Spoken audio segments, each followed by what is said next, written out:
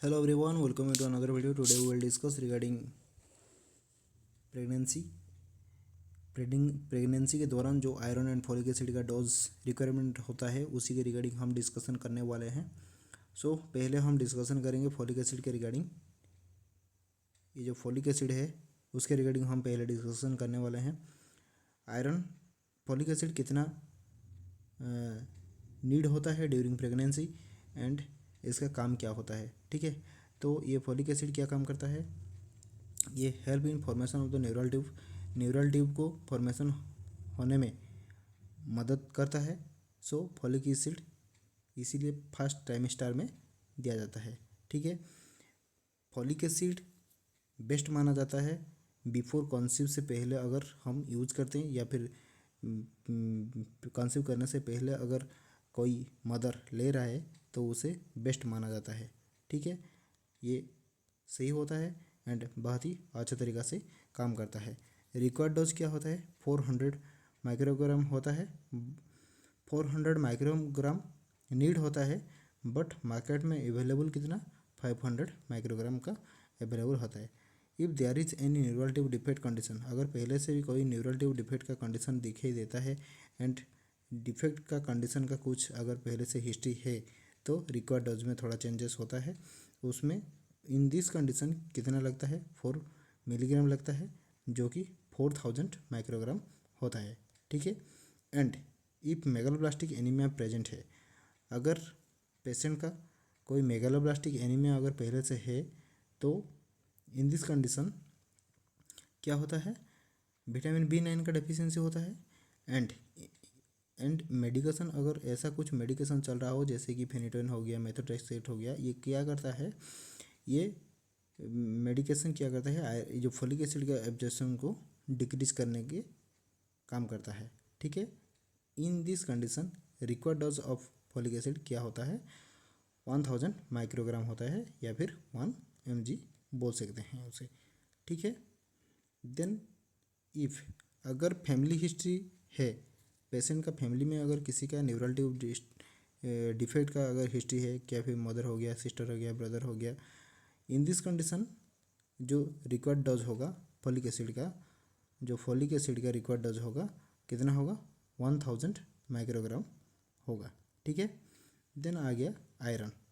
Iron pregnancy के दौरान कितना आयरन रिक्वायरमेंट होता है वो डिस्कशन करेंगे। There is found physiological anaemia due to haemodilution. ये प्रेगनेंसी में क्या होता है, प्रेगनेंसी में हीमोडाइल्यूशन का कंडीशन डेवलप होता है एंड फिजियोलॉजिकल एनीमिया देखने को मिलता है। ठीक है, इन दिस कंडीशन ये जो आयरन का जो फॉलिक एसिड जो आयरन डेफिशिएंसी होता है कौन सा ट्राइमेस्टर में होता है ना, सेकेंड ट्राइमेस्टर में देखने को मिलता है।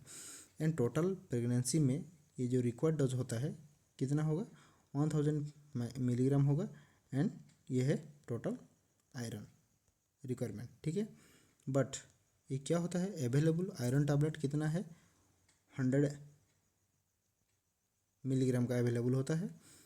ठीक है, जो कि एब्जॉर्प्शन कितना होता है, 100 mg का अवेलेबल है, लेकिन एब्जॉर्प्शन होने के बाद कितना होगा, 60 mg हो जाएगा।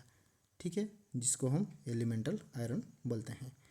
ठीक है, एंड ये जो 60 mg तो एब्जॉर्प्शन होने में यूटिलाइज हो जाता है, लेकिन जो 10 mg है जो कि हीमोपोएसिस में एक्चुअली में काम करता है। ठीक है, अगर ये 10 mg एवरी डे लॉस हुआ तो ये कितना हो जाएगा, जो यूज हुआ 10 mg अगर यूज हुआ तो ये 100 डेज में 1000 मिलीग्राम हो जाएगा। ठीक है, देन इसीलिए हम क्या करते हैं, जो कॉम्बो पैक आता है हमारा आयरन एंड फॉलिक एसिड का जो कॉम्बो पैक आता है वो हम यूज़ करते हैं, जो कि 100 mg का आयरन अवेलेबल होता है एंड 500 माइक्रोग्राम का फॉलिक एसिड अवेलेबल होता है। ठीक है, आयरन फॉलिक एसिड इसीलिए 180 डेज तक कंटिन्यू किया जाता है, जहाँ 100 mg का 100 mg का आयरन होगा एंड 0.5 mg का क्या होगा, फॉलिक एसिड होगा।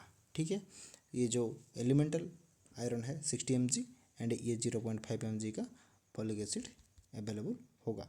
तो ये था टोटल जो प्रेगनेंसी में हमारा जो आयरन है एंड क्या है फॉलिक एसिड है वो टोटल डोज कितना रिक्वायर्ड होता है ड्यूरिंग ए प्रेगनेंसी कंडीशन उसके रिगार्डिंग हम डिस्कशन किए। ठीक है, ये था आपका important point regarding iron and folic acid dose during pregnancy. ठीक है, थैंक यू सो मच।